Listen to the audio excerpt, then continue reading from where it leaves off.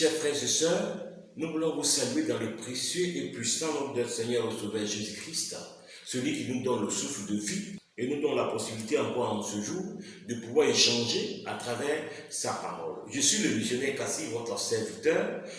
À travers Shalom TV Mission, nous échangeons des messages sur la mission. Aujourd'hui, le thème que nous voulons traiter avec vous, c'est la prophétie avant la fin des temps. La prophétie avant la fin des temps. Nous avons des poteaux indicateurs dans la Bible. Le Seigneur n'a pas voulu que nous soyons dans l'ignorance. Il permet donc qu'à travers sa parole, nous ayons des poteaux indicateurs qui nous indiquent où est-ce que nous sommes quittés et où est-ce que nous allons. Et la Bible donc regorge de prophéties. C'est ce qui nous permet d'être édifiés dans notre foi. Parce que le fait de savoir que Christ a prophétisé qu'il y aura des guerres et des bruits de guerre, et que nous voyons cela s'accomplir, devrait nous édifier plutôt que de nous troubler. Le fait que nous ayons cette assurance que le prophète Ésaïe a prophétisé 600 ans avant que Christ ne vienne, la venue au monde de l'enfant qui naîtra d'une vierge et qu'on l'appellera Emmanuel. Le fait de voir cette prophétie s'accomplir nous encourage et nous édifie dans notre foi, ce qui nous permet de savoir que la parole de Dieu donc est vraie, parce qu'elle s'accomplit telle que Dieu a voulu l'indiquer dans sa parole. Alors, il y a une dernière prophétie à laquelle je voudrais que nous puissions faire attention. Nous allons lire un passage dans le livre de Matthieu. Matthieu chapitre 24, nous lisons un seul verset, le verset 14. Que nous dit le verset 14 de Matthieu chapitre 24? Cette bonne nouvelle du royaume sera prêchée dans le monde entier pour servir de témoignage à toutes les nations. Alors viendra la fin. Notre thème, c'est la prophétie avant la fin des temps. Et nous avons lu Matthieu chapitre 24, verset 14. Cette bonne nouvelle du royaume sera prêchée dans le monde entier pour servir de témoignage à toutes les nations. Alors viendra la fin. Beaucoup d'événements nous prouvent que nous sommes vers la fin des temps. La Bible a parlé de guerre et des bruits de guerre. Une nation s'élèvera contre une autre nation. C'est des poteaux indicateurs qui prouvent que ce que la Bible a dit s'accomplit et que nous sommes dans la vérité. Mais l'une de ces prophéties bibliques est celle-là, le fait que cette bonne nouvelle, il s'agit de l'évangile, il s'agit de celle-là que nous prêchons. Christ est mort, ressuscité, et si nous l'acceptons, nous avons la vie éternelle. Si nous l'acceptons, nous sommes garantis d'être dans son paradis. C'est cela, cette bonne nouvelle. Et la Bible nous dit, avant que la fin des temps n'arrive, cette bonne nouvelle donc sera prêchée dans le monde entier. C'est pour cela que je voudrais encourager tous ceux qui nous écoutent, tous ceux qui ont des responsabilités, à quelque niveau que ce soit, de prêter attention à cette prophétie biblique.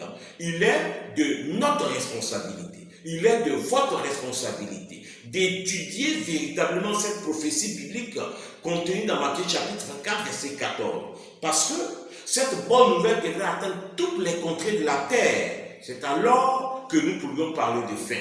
Il y a eu des guerres et des bruits de guerre, c'est pas la fin. Le temple de Jérusalem a été détruit concernant une prophétie biblique, c'est encore pas la fin.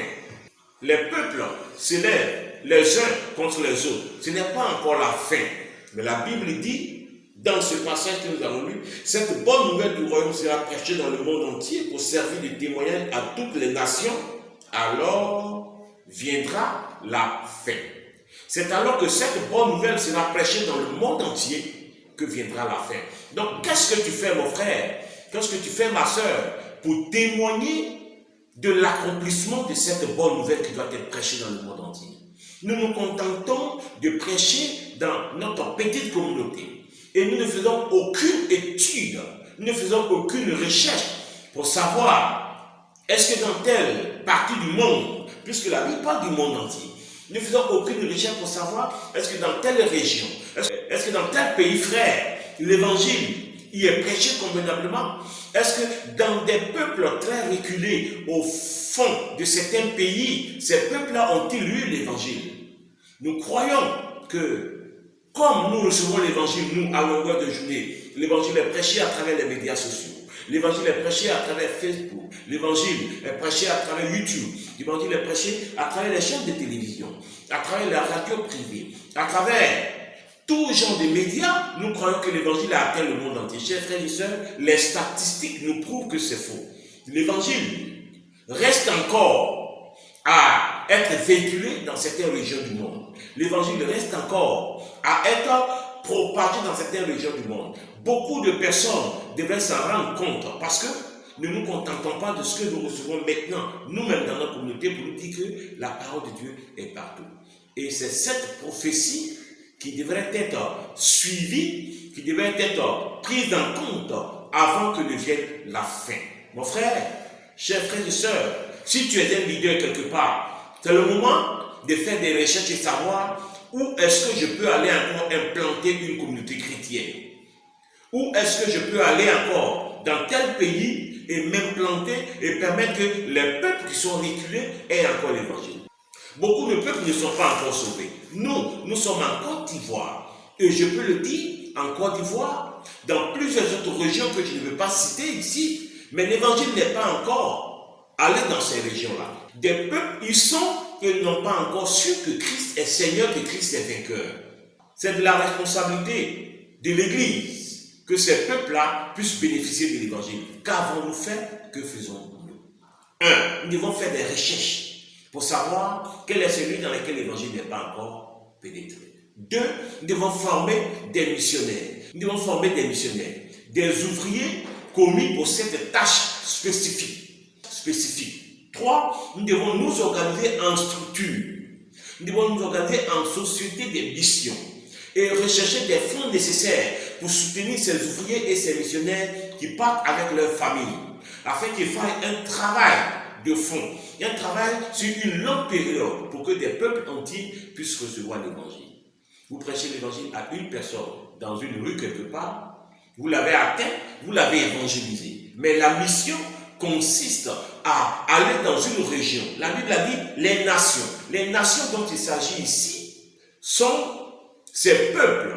Je ne vais citer aucun peuple, mais dans plusieurs pays, au Cameroun, au Togo, au Congo, au Bénin, un peu partout en Afrique, et même en Europe et aux États-Unis, en Amérique, des peuples n'ont pas encore reçu l'évangile.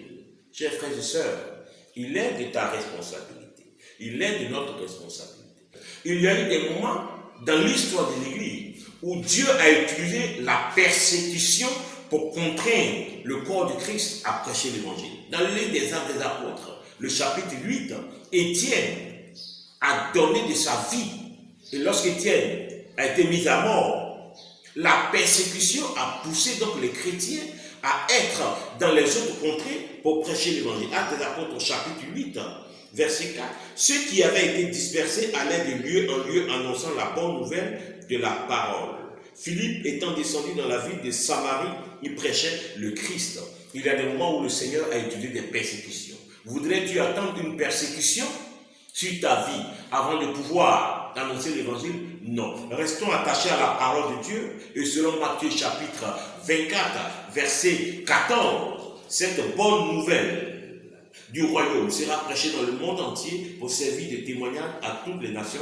Alors viendra la fin. Quelle est ta responsabilité? Si tu es serviteur de Dieu et que tu es appelé, tu devrais faire des recherches, savoir où est-ce que tu peux implanter une nouvelle communauté chrétienne pour que ce peuple qui s'y trouve puisse avoir l'évangile. Tu devrais 2, former aussi des missionnaires, des ouvriers pour cette tâche. Car ceux-ci iront d'abord défricher, iront d'abord tout mettre sur pied avant qu'un pasteur ne vienne pour s'occuper de la communauté. Et tu devrais réunir des fonds, des moyens financiers. Parce qu'on ne peut pas envoyer des missionnaires sans les soutenir. Ceux que nous faisons partie ont souvent des familles, ont souvent des besoins. Il faut pouvoir à cela. Il y a des contrées dans lesquelles il faut obligatoirement une moto avant de pouvoir aller de village en village. Il y a des contrées dans lesquelles il faut obligatoirement, tout le nécessaire pour que le missionnaire puisse se déplacer. Vous avez entendu cette parole. C'est la dernière prophétie qui devrait s'accomplir avant que ne vienne la fin des temps, selon Matthieu chapitre 24, verset 14. À quelque niveau où vous êtes, vous qui m'avez écouté, si vous croyez que vous voulez vous joindre à nous pour qu'ensemble nous fassions la mission, si vous avez des informations que vous voulez recevoir concernant la mission, il faut nous contacter sur ces adresses qui s'affichent au bas de l'écran. Donc qu'ensemble, nous puissions faire quelque chose pour que cette bonne nouvelle soit prêchée dans le monde entier. Il va sans dire qu'il faut des moyens.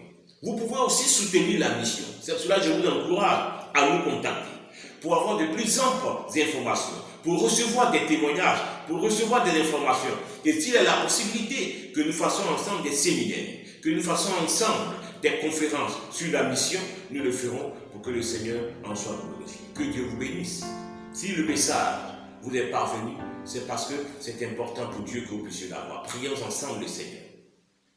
Éternel, nous bénissons ton Seigneur et nous te rendons toute la gloire pour cette opportunité que tu nous donnes, Seigneur, de bénéficier de ta parole. Et nous avons, oh Dieu, saisi cette occasion pour être imprégnés des réalités des prophéties bibliques. Selon Matthieu 24, verset 14, l'évangile devrait être prêché dans le monde entier pour servir de témoignage. Nous voulons prier que tu nous donnes la force, pour nous qui sommes engagés en tant que missionnaires dans ta moisson. Nous voulons que tu donnes la force à mon frère et à ma soeur qui nous écoutent, afin que s'il ne peut pas partir, il puisse se soutenir aussi financièrement. La louange, la gloire et l'honneur te reviennent à toi, notre Seigneur et notre Dieu, qui pourvoit tous nos besoins au nom de Jésus. Amen. Que nous suivions depuis Shalom Télévision, nous vous disons au revoir et nous nous verrons très prochainement encore pour un autre numéro. D'ici là, que Dieu vous bénisse. Bye.